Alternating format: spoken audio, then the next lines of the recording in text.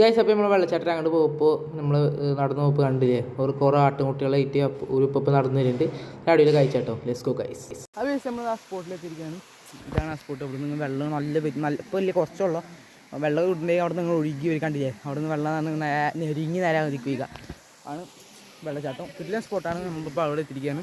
അവിടെ നിന്ന് ഇറങ്ങി വന്നിട്ട് നമ്മൾ പോകണ ആശ്രമൊക്കെ അവിടെ കുളിക്കാറിയുണ്ട്. Let's go guys. ഗൈസ് നിങ്ങൾ കണ്ടില്ലേ അടിപൊളി കിഡിലൻ സ്പോട്ടാണ്. ഫോറസ്റ്റിൻ്റെ ഉള്ളിൽ നിന്ന് അടിപൊളി സ്പോട്ടിലായിട്ട് ഒരു വെള്ളച്ചാട്ടമാണ്. അവിടെ നിൽക്കുമ്പോൾ നെരുങ്ങിയിട്ട് നേരെ ആ കുളത്തിലേക്ക് വീകാൻ പറ്റും.